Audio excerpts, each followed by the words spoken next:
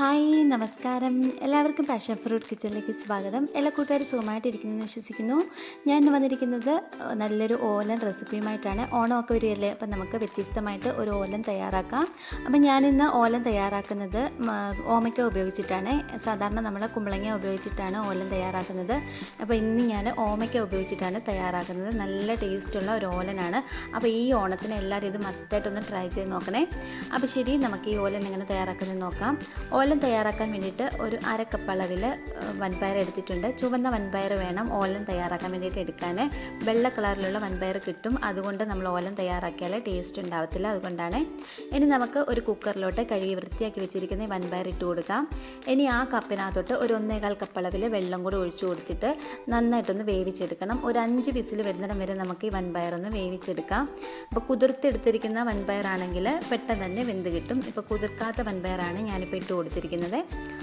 ഒരു 5 വിസിലിന് ശേഷം അതിൻ്റെ ആവിയെല്ലാം പോയിട്ടുണ്ട്. ഞാനൊന്ന് തുറന്ന് നോക്കിയപ്പോൾ ഇതുപോലെ വൻപയറെല്ലാം ഒന്ന് വെന്ത് വന്നിട്ടുണ്ട്. ഒത്തിരി അങ്ങ് വെന്ത് കുഴഞ്ഞു പോകാണ്ട കേട്ടോ, ജസ്റ്റ് ഒന്ന് നന്നായിട്ടൊന്ന് വെന്ത് കിട്ടിയാൽ മതിയാവും. ഇനി നമുക്ക് ഇതിനകത്തോട്ട് മറ്റുള്ള ഇൻഗ്രീഡിയൻസ് ചേർക്കാം. അപ്പം ഞാൻ കട്ട് ചെയ്ത് വെച്ചിരിക്കുന്ന ഓമയ്ക്ക ചേർത്ത് കൊടുക്കുന്നുണ്ട്. ഇതുപോലെ ഈ ഒരു കനത്തിലാണ് ഓമയ്ക്ക കട്ട് ചെയ്തെടുത്തിരിക്കുന്നത്. അത് നമുക്ക് ഈ വൻപയറിനകത്തോട്ട് ചേർത്ത് കൊടുക്കാം.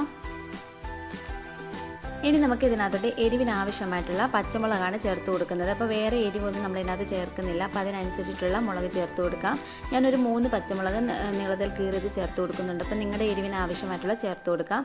ഇത് അത്യാവശ്യം നല്ല എരിവുള്ള പച്ചമുളകാണ്. ഒരു തണ്ട് കറിവേപ്പില ചേർത്ത് കൊടുത്തിട്ടുണ്ട്. 1/4 ടേബിൾ സ്പൂൺ അളവിൽ ഉപ്പ് പൊടി ചേർത്ത് കൊടുക്കാം. ഇനി നമുക്ക് ഇതിനകത്തോട്ട് തേങ്ങയുടെ 2ാം പാലാണ് ചേർത്ത് കൊടുക്കേണ്ടത്. തേങ്ങാപ്പാലൂടെ ഒഴിച്ചു കൊടുത്തിട്ടുണ്ട്. ഇനി നന്നായിട്ട് ഇതെല്ലാം ഒന്ന് മിക്സ് ചെയ്തെടുക്കാം. എല്ലാം ഒന്ന് നന്നായിട്ടൊന്ന് മിക്സാക്കി എടുക്കുന്നുണ്ട്. ഇനി നമുക്കിതൊന്ന് അടപ്പ് വെച്ചൊന്ന് അടച്ചു കൊടുക്കാം.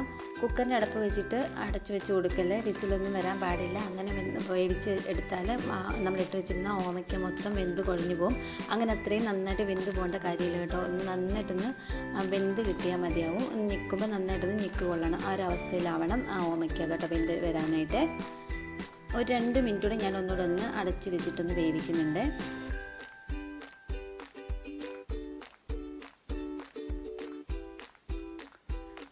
ഓമയ്ക്കയെല്ലാം നന്നായിട്ട് വെന്ത് വന്നിട്ടുണ്ട്. നമ്മൾ ഒഴിച്ചു കൊടുത്തത് 2ാം തേങ്ങാപ്പാലെല്ലാം നന്നായിട്ടൊന്ന് വറ്റി വന്നിട്ടുണ്ട്.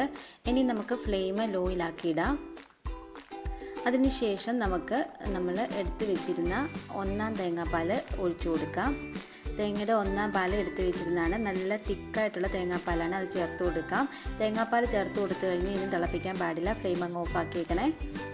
ഇനി ഇതെല്ലാം നന്നായിട്ടൊന്ന് മിക്സ് ആക്കിയെടുക്കാം. കണ്ട നമ്മുടെ ഓലൻ ഏകദേശം ഇവിടെ റെഡി ആയിട്ട് വന്നിട്ടുണ്ട്. അപ്പോൾ ഇരിക്കും തോറും ഇത് കുറുകി വരും കേട്ടോ, ഒത്തിരി ലൂസായിട്ടൊന്നും അല്ല ഇരിക്കുന്നത്. ഇനി നമുക്ക് ഇതിനകത്തോട്ട് ഒരു തണ്ട് കറിവേപ്പില ചേർത്ത് കൊടുക്കാം.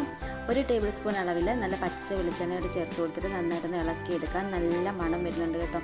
നല്ല ടേസ്റ്റുള്ള ഒരു ഓലൻ റെസിപ്പിയാണിത്. നിങ്ങൾ ഈ ഓണത്തിന് എന്തായാലും മറക്കാതെ ട്രൈ ചെയ്ത് നോക്കണേ. പച്ച വെളിച്ചെണ്ണയോട് ഒഴിച്ചു കഴിഞ്ഞപ്പോൾ നല്ലൊരു മണമാണ് തേങ്ങാപ്പാലിൻ്റെയും പച്ച വെളിച്ചെണ്ണയുടെയും ഒക്കെ വരുന്നത്.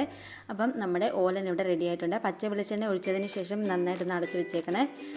ഇനി നമുക്കിത് സെർവിങ് ബൗളിലോട്ട് നാക്കി കൊടുക്കാം. ഇതൊക്കെ കണ്ടോ, നമ്മുടെ ഓലൻ നല്ല കുറച്ചുകൂടെ കഴിയുമ്പോൾ നന്നായിട്ടൊന്ന് തിക്കായിട്ട് തന്നെ ഇരുന്ന് കുറുകിക്കോളും കേട്ടോ. അപ്പോൾ ഒത്തിരി ലൂസായിട്ട് പോയെന്നൊന്നും വിചാരിക്കണ്ട. ഞാനത് കാണിച്ചു തരാം. കുറച്ച് കഴിഞ്ഞിട്ട് ചൂടൊക്കെ ഒന്ന് മാറിക്കഴിഞ്ഞപ്പോൾ കണ്ടോ നമ്മുടെ ഓലൻ കണ്ടോ നന്നായിട്ട് കുറുകി വന്നിട്ടുണ്ട്.